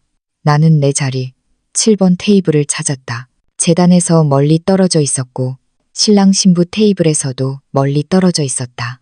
중요하지 않은 사람. 의무감으로 하객 명단에 이름만 올린 존재. 나는 홀로 앉아 있었다. 아무도 와서 인사하지 않았고 아무도 말을 걸지 않았다. 나는 신랑의 엄마였지만 나는 투명했고 잊혀진 존재였으며 중요치 않았다. 음악이 바뀌었다. 결혼 행진곡이 시작되었다. 모두 일어섰다. 나도 일어섰다. 지호가 먼저 입장했다. 내 아들, 나의 아이, 검은색 정장을 입고 긴장했지만 행복한 미소를 띠고 있었다. 그 미소는 내 가슴을 찢어 놓았다. 이제 막 인생이 시작되려는 사람의 미소였지만 사실은 끝나가고 있다는 것을 모르는 미소였다. 그리고 그녀가 입장했다. 세연은 서정의 팔짱을 끼고 있었다. 아빠가 없어서 엄마가 대신 손을 잡는다고 그녀는 그렇게 말했다. 흰 웨딩드레스, 물론 긴 드레스, 우아하고 완벽했다. 마치 그녀의 모든 것, 그녀가 쌓아올린 모든 거짓말처럼. 하객들은 감탄사를 내뱉었고 얼마나 아름다운지 속삭였다. 나는 오직 도둑, 약탈자, 레이스로 감싸인 독사 한 마리만 보였다. 지호는 그녀를 기적이라도 보는 듯이 자신의 행운을 믿을 수 없다는 듯이 바라보았다. 불쌍한 아이, 그것이 행운이 아니라 함정이라는 것을, 정교하게 계산된 사냥이라는 것을, 그가 이미 덫에 걸린 사냥감이라는 것을 몰랐다. 예식이 시작되었다. 신부는 사랑과 충성에 대해 이야기했다. 이런 터무니없는 상황에서 나오는 아름다운 말들. 왜냐하면 그곳에는 사랑도, 충성도, 진정한 약속도 없었기 때문이다. 오직 연극, 사기, 로맨스로 위장한 악의만 있을 뿐이었다. 맹세의 시간이 되자 나는 숨이 막히는 것 같았다. 지호는 건강하든 병들든 부유하든 가난하든 영원히 그녀를 사랑하겠다고 맹세했다. 머지않아 가난만 남게 될 것이었다. 그녀가 모든 것을 가져갈 것이니까. 세연도 맹세했다. 목소리는 부드럽고 감격스러웠으며 완벽했다. 뺨에는 눈물이 흘렀다. 여배우의 눈물, 연습된 눈물, 공허한 눈물. 신부가 부부가 되었음을 선포했다. 키스. 하객들이 박수를 쳤다. 나도 박수를 쳤다. 그렇게 해야만 했으니까. 나는 여전히 투명했고 여전히 연기 중이었으니까. 하지만 마음속에서는 죽어가고 있었고 비명을 지르고 있었으며 이것이 빨리 깨어나고 싶은 악몽이기를 기도하고 있었다. 연회는 더 심했다. 지호와 세연이 첫 춤을 추었다. 그는 그녀를 숭배하듯이 바라보았고 그녀는 승리감에 차서 웃었다. 서정은 만족스러운 표정으로 그들을 바라보았다. 마치 계획이 완벽하게 실행되는 것을 보는 것처럼. 모든 것을 손에 넣는 것은 시간 문제라는 것을 아는 것처럼. 지호는 내 테이블에 단 한 번 왔다. 나를 안고 자신이 너무 행복하다고. 세연은 자신에게 일어난 최고의 일이며 드디어 안식처를 찾았다고 말했다. 나는 그에게 행복하다고, 정말 행복해 보인다고, 사랑한다고 말했다. 그는 웃으며 내 이마에 키스하고는 새 아내에게로, 새 삶으로 돌아갔다. 나에게서 멀리. 세연은 이 테이블에 단 한 번도 오지 않았다. 서정도 마찬가지였다. 나는 공기였고 그림자였고 아무것도 아니었다. 그들이 원하는 대로, 계획대로 모든 것이 진행되었다. 그들은 축하하고 건배하고 하객들과 크게 웃었다. 나는 앉아서 관찰했다. 모든 세부사항, 모든 움직임, 모녀 사이의 모든 은밀한 눈빛을 머릿속에 기록했다. 파티는 자정에 가까워져 끝났다. 지호와 세연은 고급 차를 타고 공항으로 갔다. 이탈리아로 2주간의 신혼여행. 로마, 피렌체, 베네치아. 내가 잘 아는 곳, 내가 살았던 곳. 하지만 그들은 이 사실을 몰랐다. 이것이 나의 비밀, 나의 무기, 나의 투명함이었다. 택시를 타고 집으로 돌아왔다. 아파트는 어둡고 차갑고 고요했다. 소파에 앉았다. 불을 켜지 않고 녹음펜을 꺼내 손에 쥐었다. 이 작은 물건이 진실을 담고 있었다. 미래를 담고 있었다. 내 아들의 구원이 될지 파멸이 될지는 내가 언제, 어떻게, 그리고 필요한 순간에 사용할 용기가 있는지에 달려 있었다. 그날 밤 잠을 이루지 못했다. 지호를 생각했다. 그가 잠들기 전 나를 어떻게 안아줬는지, 내가 세상에서 가장 사랑하는 사람이라고, 영원히 나를 돌봐주겠다고 어떻게 말했는지, 어린아이의 약속, 자라면서 잊어버리는 약속, 삶이 당신을 멀리 데려갈 때, 다른 사람이 원래 당신의 자리였던 곳을 차지할 때, 하지만 나는 내 약속을 잊지 않았다. 그가 태어난 날, 나는 그를 보호하겠다고, 영원히 곁에 있겠다고, 그를 어떤 위험에서도 구해내겠다고 약속했다. 그 약속은 여전히 유효했다. 그가 더 이상 나를 필요로 하지 않아도, 그가 더 이상 나를 보지 못해도, 내가 그의 삶에서 투명한 존재일지라도, 나는 여전히 그의 엄마였다. 엄마는 포기하지 않는다. 결코. 지호가 이탈리아로 간 2주는 내 인생에서 가장 길고 고통스러운 2주였다. 매일이 고통이었고 매일 밤은 어두운 생각들의 지옥이었다. 세연이 로마를 거닐고 30년 전 내가 걸었던 거리들을 걷는 모습을 상상했다. 내가 젊음을 보냈던 곳, 사랑했던 곳, 잃었던 곳, 그녀는 내 과거 속을 걷고 있었다. 알지 못한 채, 그리고 이곳에서 나는 계획을 기다리고 있었다. 폭발할 그 순간을 준비하며 덕수는 이틀마다 나에게 전화하여 조사 진행 상황을 보고했다.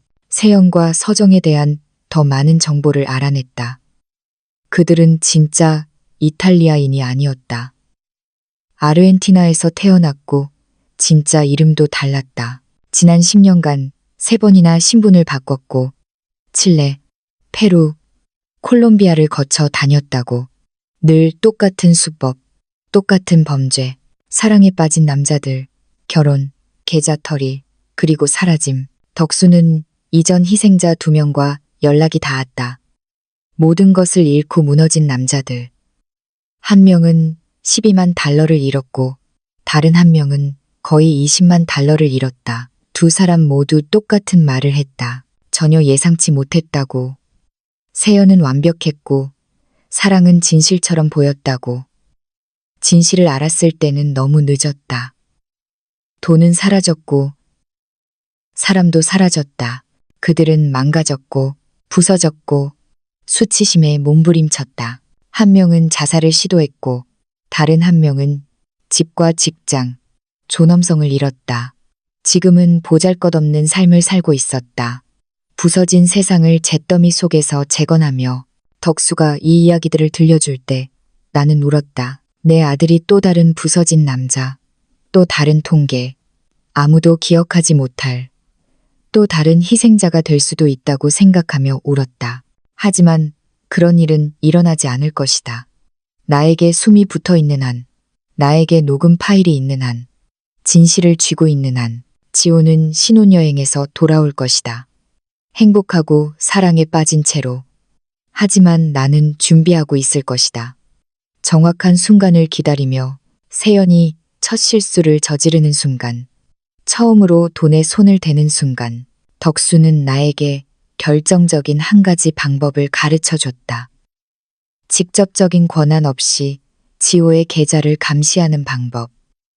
은행 친구 영진이 도와줄 것이다. 이상한 움직임이 있으면 우리에게 알려줄 것이다. 거액 송금, 수취인 변경, 의심스러운 일들, 불법적인 일이라는 것을 우리는 알았다. 하지만 때로는 사람을 구하기 위해 규칙을 깨야 하고 때로는 모성애가 법의 테두리 밖에 존재하기도 한다. 지호가 화요일 오후에 이탈리아에서 돌아왔다. 그날 밤 나에게 전화했다. 행복하고 편안해 보였다.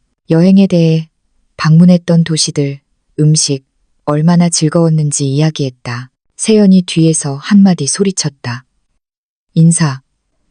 가짜의 강요된 인사. 지호가 웃으며 내가 안부를 물었다고 곧 모두 만나자고 말했다. 나는 좋다고, 물론 기쁘다고 말했다. 거짓말이었다. 다시는 그를 보고 싶지 않았다. 하지만 계속 연기해야 했다. 3주가 지났다. 지호는 전화를 거의 하지 않았다. 전화해도 짧게, 표면적으로는 결혼 후 생활 정리, 집 정리, 미래 계획하느라 바쁘다고 했다. 나는 듣기만 하고 질문을 적게 했다. 압력을 주고 싶지 않았고 세연이 나를 위협으로 느끼게 하고 싶지 않았다. 그들이 나를 예전 모습 그대로 투명하고 무해하며 의심의 여지 없는 존재로 계속 보게 해야 했다. 그리고 영진에게서 전화가 왔다. 금요일 아침. 목소리는 긴장되어 있었다. 지호의 계좌에 움직임이 있다고. 5만 달러가 해외 계좌로 버진 아일랜드로 송금되었다고. 영지는 나에게 모든 세부 사항을 알려줬다. 계좌 번호, 날짜, 정확한 시간. 그에게 고맙다고, 내 아들을 구해줬다고 말했다. 그는 그러기를 바란다고, 우리를 위해 기도할 것이라고 말했다. 즉시 덕수에게 전화해 정보를 알려줬다.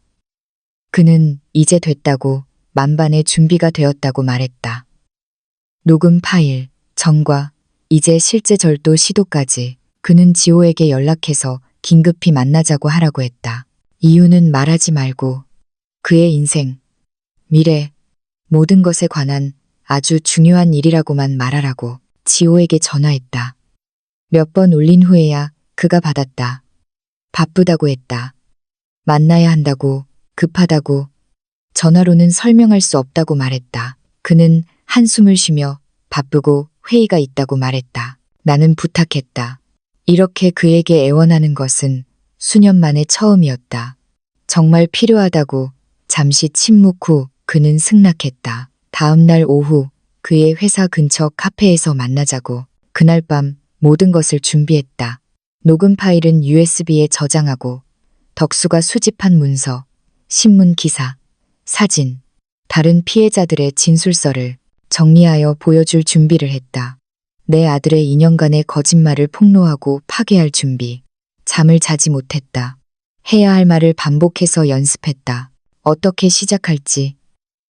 내가 조사를 했고 사적인 대화를 녹음했으며 사생활과 신뢰를 침해했다는 것을 어떻게 설명할지. 이 모든 것이 사랑을 위한 것이고 보호를 위한 것이며 아이가 위험에 처했을 때 가만히 있을 수 없는 모성 본능 때문이라는 것을 어떻게 그가 이해하게 할지, 그가 어떻게 반응할지도 생각했다. 믿을까? 화를 낼까? 내가 미쳤다고, 질투 때문에 이야기를 꾸며낸다고 생각할까? 세연이 그를 완벽하게 고립시켜 나를 문제 많은 엄마, 아들을 놓아주지 못하는 통제광처럼 보이게 만들었다는 것을 알고 있었다. 지호의 머릿속에는 이미 그런 이미지가 있었을 것이다. 아마 세연이 이미 의심의 씨앗을 심어놓았을 것이다. 하지만 나에게는 그들의 조작보다 더 강력한 것이 있었다. 나에게는 진실이 있었고 증거가 있었으며 세연이 계획을 인정하는 목소리가 있었고 은행 기록이 있었다. 진실은 결국 이긴다. 고통스럽겠지만 결국 이긴다. 토요일이 되었다. 깔끔하게 차려입고 서류는 가방에 넣었다. 녹음 USB는 심장 가까이 특별한 주머니에 넣었다. 가장 소중한 물건처럼. 그것은 내 아들의 구원이자 악몽의 끝. 내가 더 이상 투명한 존재가 아닌 순간이었다. 버스를 타고 카페로 갔다. 30분 일찍 도착했다. 커피를 시켰지만 마시지 않았다. 가장 안쪽 테이블에 앉아 기다렸다. 매 순간이 영원 같았고 매 초가 모든 것을 바꿀 순간으로 다가왔다. 나와 지호의 관계는 파괴되거나 구원될 것이다. 나는 영웅이 되거나 적이 될 것이다. 중간지대는 없었다. 돌아갈 길도 없었다. 지호가 정시에 들어왔다. 내가 걸어오는 것을 보았다. 피곤해 보였다. 다크서클이 있었고 얼굴은 잠을 잘 못 잔 듯 부어 있었다. 마치 무언가가 그를 내부에서부터 갉아먹는 것처럼. 내 맞은편에 앉아 물었다. 무슨 일이냐고, 왜 이렇게 급하냐고, 무엇이 기다릴 수 없을 정도로 중요하냐고. 그를 바라보았다. 내 아들, 나의 아이, 이제 35세. 인생이 완벽하다고 믿는 남자. 사랑을 찾았다고 믿는 남자. 범죄자와 결혼했다는 것을 모르는 남자. 심호흡을 했다. USB를 꺼내 우리 사이에 있는 테이블 위에 놓았다. 모든 것을 바꿀 말을 했다. 1000번도 더 연습했던 말. 그를 구하고 나를 망가뜨릴 말. 지호야, 네가 들어야 할 것이 있어. 나를 믿어줘. 네가 나를 믿지 않은 지 오래되었지만 왜냐하면 내가 보여줄 것은 매우 고통스러울 것이고 너를 무너뜨릴 것이지만 내 생명을 구할 것이기 때문이야. 지호는 혼란스러운 표정으로 나를 바라보았다. 손가락으로 USB를 집어들고 위험한 물건을 살펴보듯이 관찰했다. 마치 그 안에 담긴 것이 모든 것을 바꿀 것이라는 것을 아는 것처럼. 무슨 일이야? 왜 엄마가 이상해? 나는 내 노트북이 필요하다고, 모든 것을 들어보면 이해가 될 것이라고 말했다. 가방에서 낡은 노트북을 꺼냈다. 전원을 켰다. 손이 떨려 거의 잡을 수 없었다. 지호는 계속 나를 보았다. 그의 눈에는 무엇이 있었을까? 단순한 공포. 마치 그의 일부는 이미 끔찍한 일이 다가오고 있다는 것을 아는 것처럼. USB를 꽂고 음성 파일을 열었다. 재생하기 전 마지막으로 그를 바라보았다. 사랑한다고, 늘 사랑했고, 한 모든 일은 그를 보호하기 위한 것이었다고 말했다. 그는 긴장하며 고개를 끄덕였다. 녹음은 이탈리아어지만 나는 모든 단어를 알아들을 수 있었어. 나중에 설명할 테니 일단 들어봐. 재생 버튼을 눌렀다. 세연과 서정의 목소리가 우리 사이의 공간을 채웠다. 또렷하고 날카롭게 모든 것을 인정하는 목소리. 지호는 눈썹을 찌푸렸다. 언어를 이해하지 못하고 나를 보며 설명을 요구했다. 나는 손을 들어 기다리라고 했다. 녹음 파일을 계속 들으라고. 세연이 24만 달러에 대해 말하고, 서정이 돈을 어떻게 벌고 어떻게 사라질지, 어떻게 전에 해봤는지, 지호는 그저 또 다른 사랑의 눈먼 바보일 뿐이라고 말하는 부분까지. 녹음을 멈췄다. 지호의 얼굴은 창백해졌다. 그들이 무슨 말을 하느냐고, 그 목소리들은 누구냐고 물었다.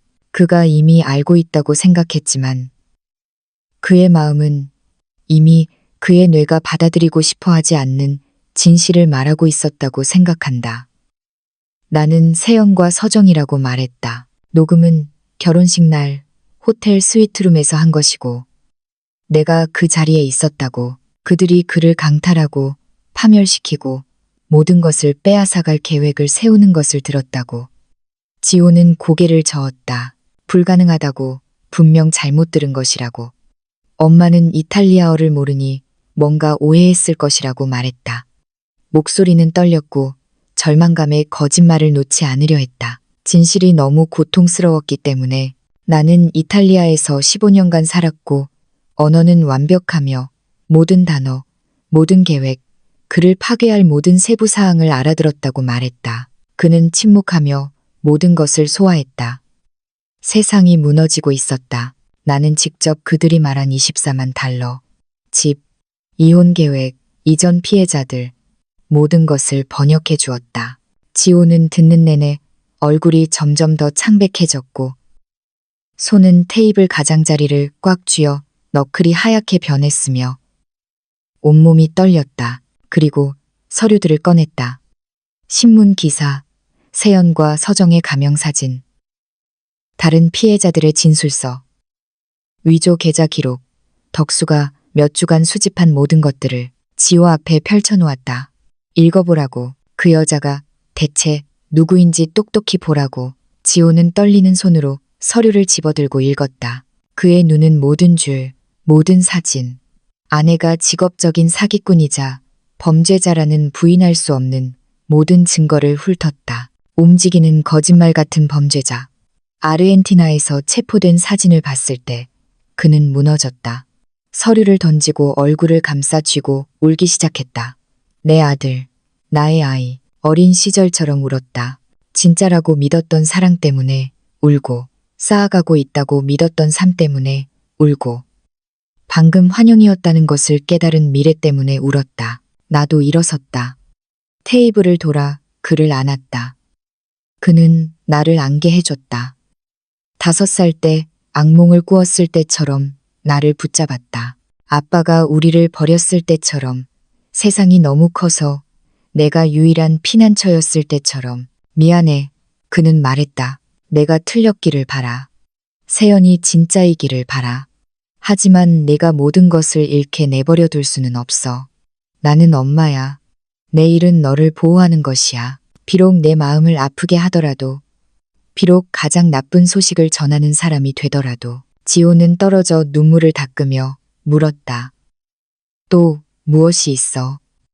나는 어제 세연이 해외 계좌로 송금한 5만 달러 송금에 대해 이야기했다.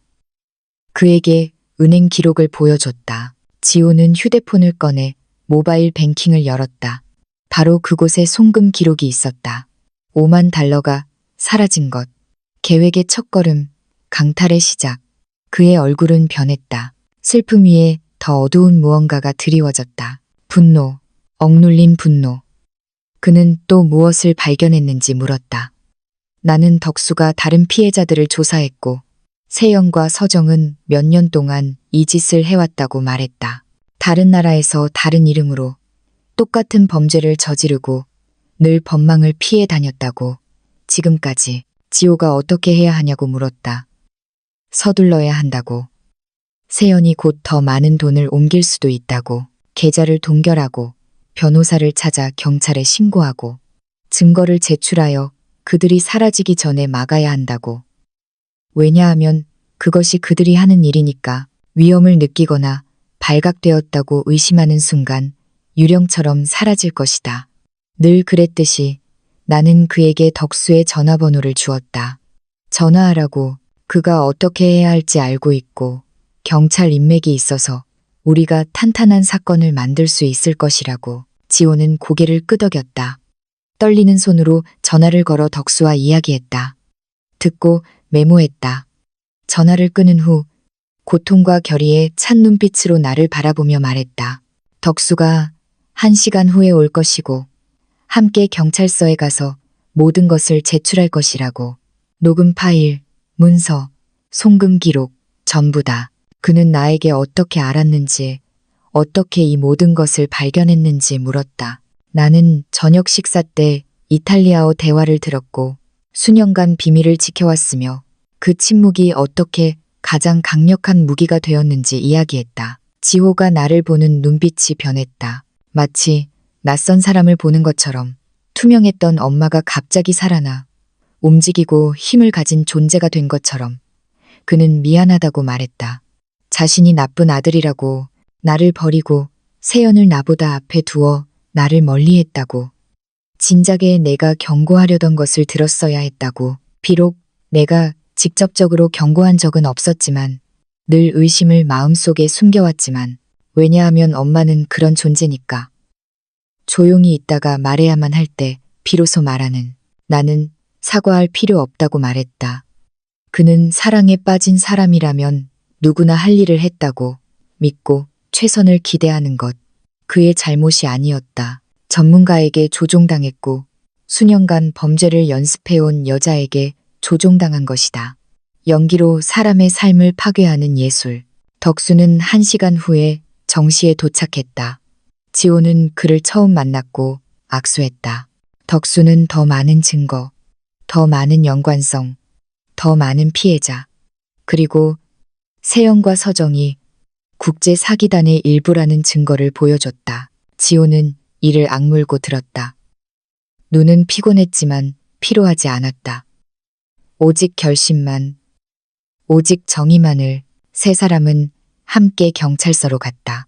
지호는 사기, 절도, 신분 위조 혐의로 정식으로 신고했다.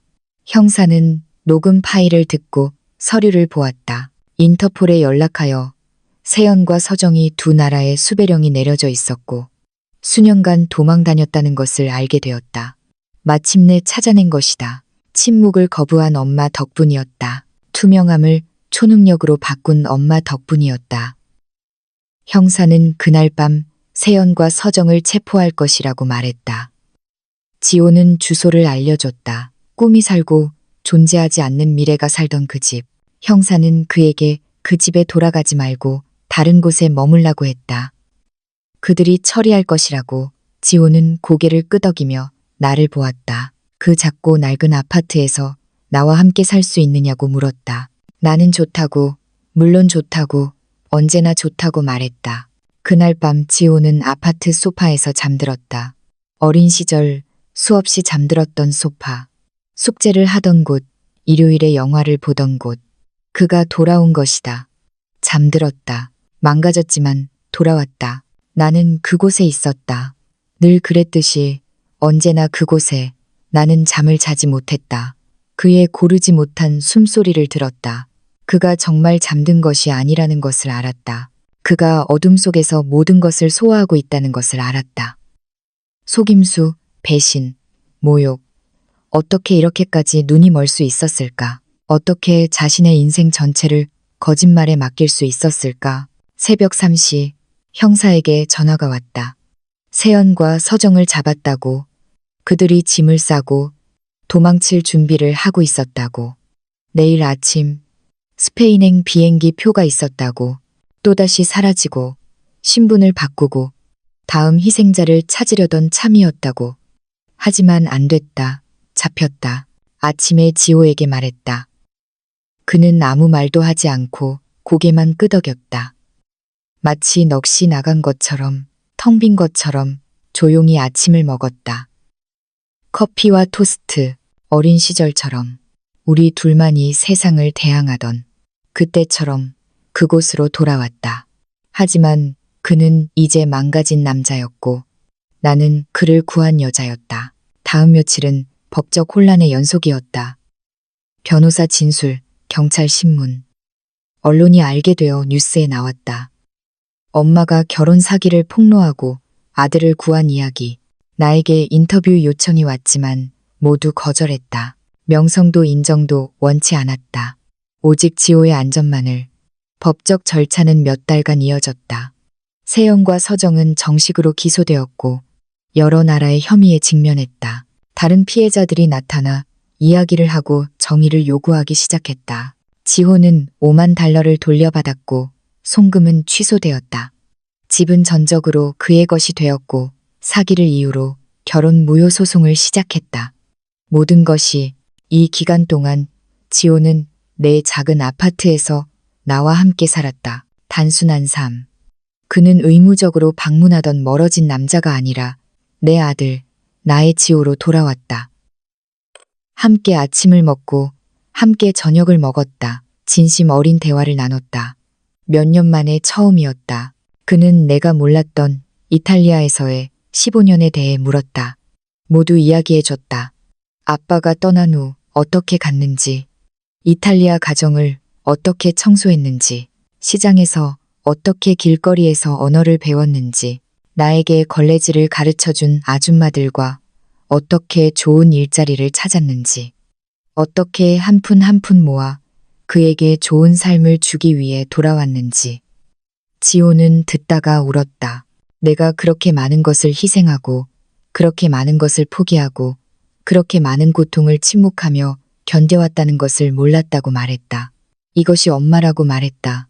침묵하고 고통받고 희생하며 인정을 바라지 않고 아무도 보지 못해도 보호하고 보답 없이도 사랑한다고. 왜냐하면 모성애는 보답을 바라지 않고 오직 아이가 살아남기를 바랄 뿐이니까.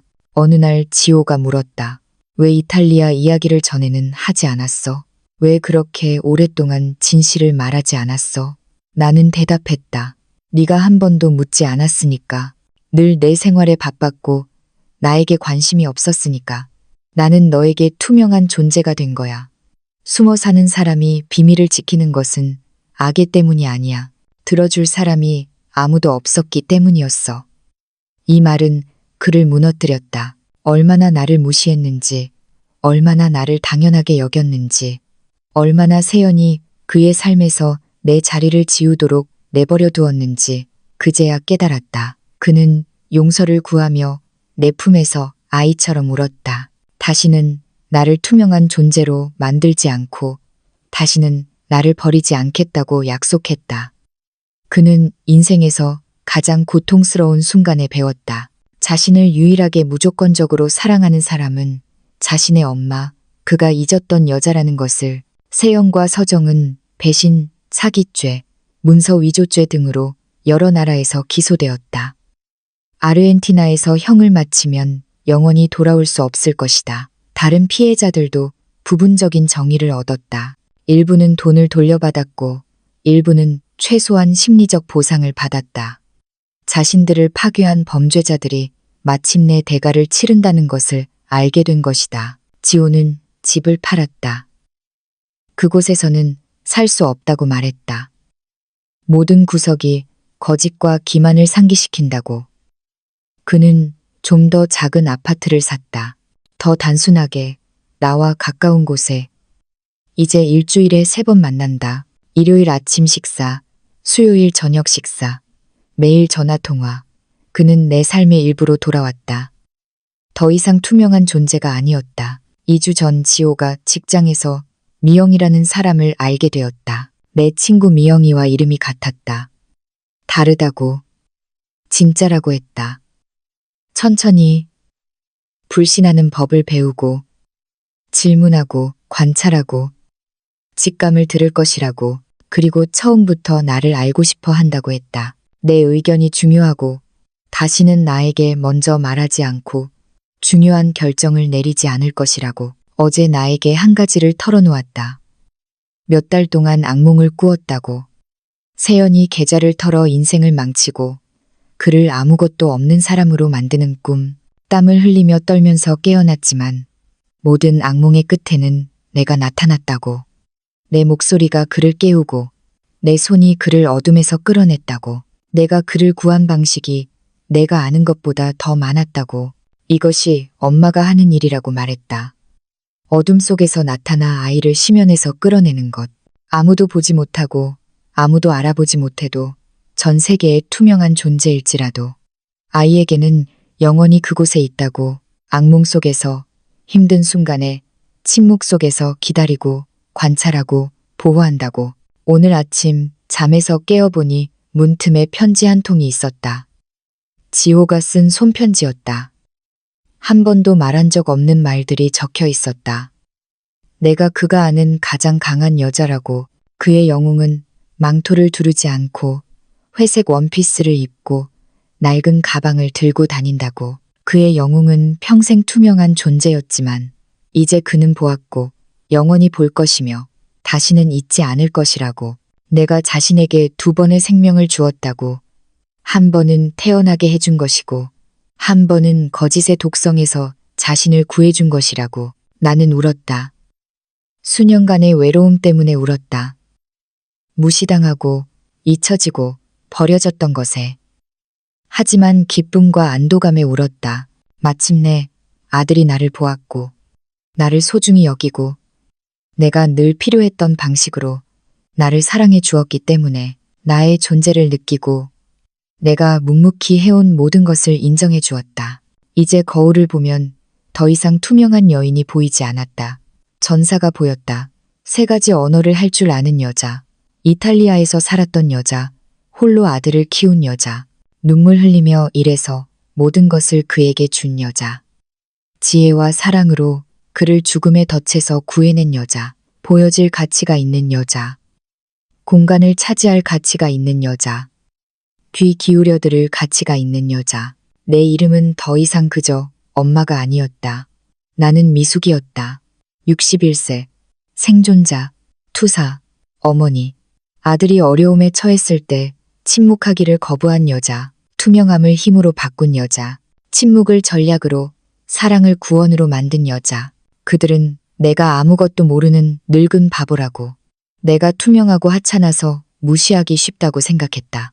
하지만 그들은 틀렸다. 왜냐하면 엄마는 결코 잠들지 않으니까. 언제나 관찰하고 언제나 보호한다. 그들이 깨어날 때 세상은 흔들릴 것이다.